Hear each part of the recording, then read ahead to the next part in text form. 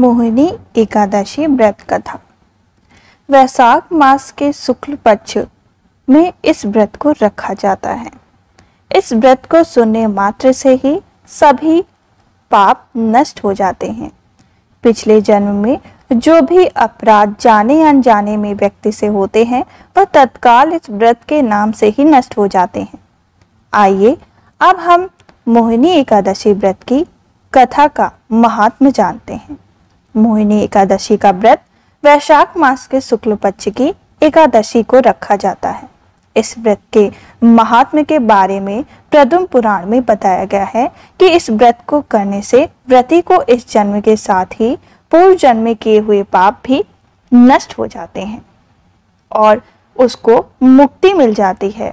इस व्रत को करने वाले के लिए व्रत की कथा सुनना पढ़ना बहुत अनिवार्य है। पद्म पुराण में बताई गई मोहिनी एकादशी की कथा का विस्तार करते हैं। ओम नमो भगवते वासुदेवाय नमः। जय श्री कृष्ण। युधिष्ठिर ने पूछा, जनार्दन, वैशाख मास के शुक्ल पक्ष में किस नाम की एकादशी होती है? उसका क्या फल होता है तथा उसके लिए कौन सी विधि है? भगवान श्री कृष्ण बोले, महाराज, पूर्व काल में परम बुद्धिमान श्री रामचंद्र जी ने महर्षि वशिष्ठ से यही बात पूछी थी जिसे आज तुम मुझसे पूछ रहे हो।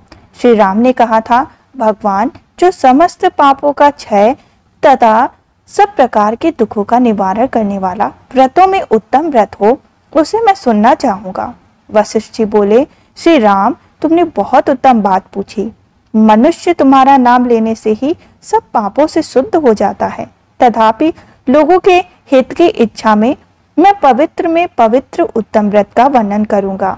वैशाख मास के शुक्ल पक्ष में जो एकादशी होती है उसका नाम मोहिनी एकादशी है। वह सब पापों को हरने वाले और उत्तम है। उसके व्रत के प्रभाव से मनुष्य मोहजाल तथा पातक समूह से छुटकारा पा जाते हैं। सरस्वती नदी के रमणी तट पर भद्रावती नामक सुंदर नगरी है। वहां धुत मान नाम का राजा, जो चंद्रवंश में उत्पन्न हुए थे, राज करते थे। उसी नगर में एक वैश्य रहता था जो धन धान्य से परिपूर्ण और समृद्धशाली था। उसका नाम था धनपाल। वह सदा पुण्य कर्म में ही लगा रहता था। दूसरों के लिए पौछला, कुआं, मठ, बगीचा, पोखरे और घर बनवाया करता था। भगवान श्री विष्णु को भक्ति में उसका हार्दिक अनुराग रहा। वह सदा शांत रहता था। उसके 5 पुत्र थे, सुमना, द्युतिमान, मेधावी, सुकृत तथा दृष्टबुद्धि। दृष्टबुद्धि 5वां था। वह सदा बड़े से बड़े पापों में ही लिप्त रहता था। जुए आदि दुर्संजनों में उसकी बड़ी ही आसक्ति थी। वह वैश्याओं से मिलने के लिए ललायित रहता था। उसकी बुद्धि न तो देवताओं के पूजन में लगती थी और न पितरों तथा ब्राह्मणों के सत्कार में। वह दुष्टात्मा अन्याय के मार्ग पर चलकर पिता का धन बर्बाद कर रहा था। एक दिन वह वैश्या के गले में बाढ़ डाले चौराहे पर घूमता देखा गया। तब पिता ने उसे घर से निकाल दिया तथा बंधु बांधवों ने भी उसका परित्याग कर दिया। वह दिन रात दुख और शोक में डूबा था। कष्ट पर कष्ट उठाता हुआ इधर से उधर भटकने लगा। एक दिन किसी पुण्य के उदय होने से वह महर्षि कौंडिन्य के आश्रम पर जा पहुंचा।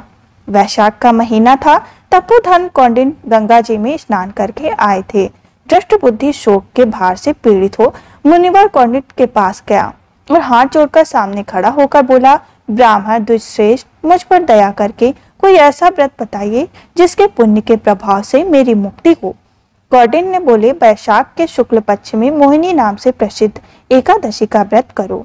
मोहिनी को उपवास करने पर प्राणियों के अनेक जन्म के किए हुए मेरु पर्वत जैसे महापाप भी नष्ट हो जाते हैं।